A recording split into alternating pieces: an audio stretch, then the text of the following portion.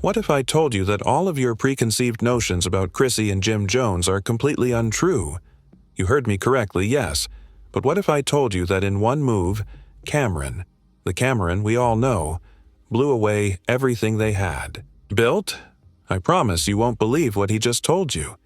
Their beautiful little world was shattered when he entered the courtroom. In front of the world, Jim Jones, who believed he was untouchable and that we all believed he couldn't do anything wrong, lost it all. The twist is that after this, Chrissy, you won't even recognize her because the walls collapsed around him, exposing him.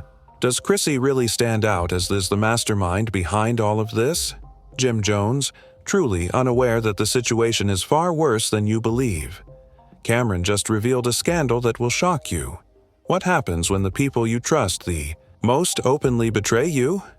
When everything you've worked so hard to build crumbles, it's the scandal of the year, not just another celebrity dispute. Are you prepared for a complete surprise? The public's interest in the matter became more strong and nuanced as the days went by. All the new leaks and rumors did was add fuel to the fire. Even though he was a gamecher, the revealed video footage didn't provide the certainty everyone had been seeking. It was grainy and blurry, making it difficult to identify Melly and his suspected co-conspirator Portland with confidence. However, it showed two individuals in a car that might have been them. Was it the smoking gun that would exonerate Mellier's name? Or was there other evidence that would complicate matters even more? But the prosecution wasn't giving up either, and they took the tape, claiming that even though it wasn't flawless, it still captured Melly on camera at a crucial point. Even more concerning for Mellier's defense was the revelation of his background, as other old associates came forward to claim that Melly had made secret threats prior to the killings. They said that the video was too vague to have any true legal importance and that it was only another attempt to mislead the jury and cast doubt on the facts rather than offering a factual account of what happened. As if things couldn't get much worse, Portland Mellier, his lifelong friend and co-defendant, finally stepped in. A potential plea deal had been discussed for weeks, and now, in a shocking development, it seemed likely to happen soon. Portland's defense team said that he was discussing a reduced sentence with the prosecution in exchange for testifying against Melly.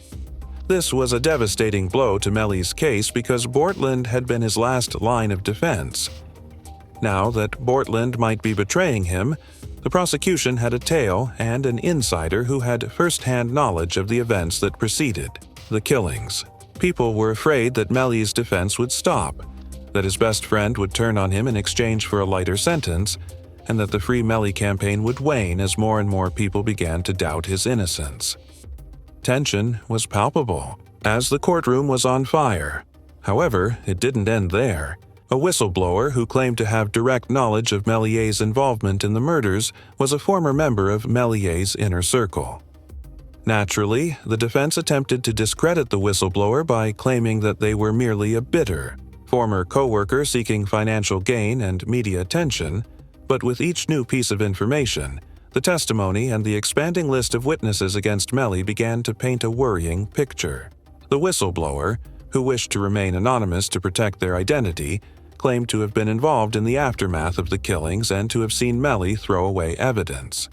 They also claimed that Melly had told them the specifics of the murders in private conversations, closing in on him, and a published video of a conversation between Melly and his lawyer that suggested a plea deal was the final straw. In the video, Melly seemed concerned about the outcome of the case, talking about the possibility of pleading guilty to lesser crimes to escape a life sentence. If Melly was really thinking about accepting a plea bargain, the recording would have shown that he was prepared to confess, which is why it was so upsetting. This can convince the jury that he knew he was guilty and that he was attempting to make a deal to escape the repercussions of his actions. Denied the recording's authenticity, but by that point the damage had been done, and the public's trust in Mellier's case was beginning to wane. Some of Mellier's supporters stuck by him, saying that he was the victim of a massive conspiracy and that the system was biased against him, but others began to feel the weight of the evidence against him. As the trial came to an end, everyone's one concern was whether Mellie would be freed or given a life sentence. Social media was exploding with every new discovery and revelation, and the court drama had become a worldwide phenomenon. Mellie's self-defense on the witness stand was the most shocking development at the case's conclusion. Throughout his passionate statement, he insisted on his innocence and denied any involvement in the murders. He described his early years, his struggles, and how he had always tried to live a moral life. Intimate, emotional, and raw, the moment seemed to have an impact on some of the other people in the courtroom. Following each new step in the case, prominent figures and celebrities offered their opinions on whether Mellie was guilty or innocent. Courtroom. But the question still stood. Would the jurors be persuaded of Mellie's innocence by his passionate plea? The world would soon learn the outcome of the trial.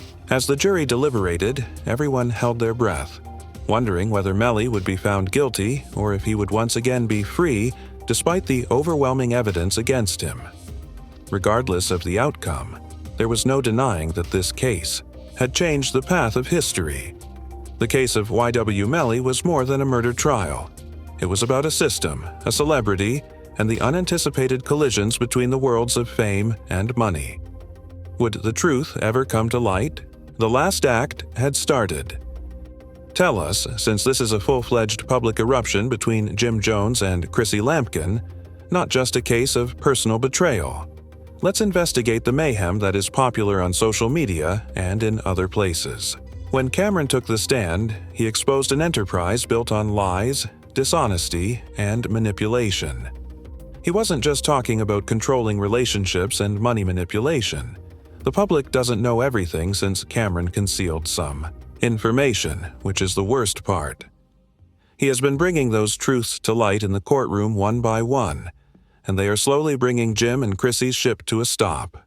According to the court documents that Cameron allegedly owned, there is one reason why the documents that are currently in the hands of investigative reporters are unsettling.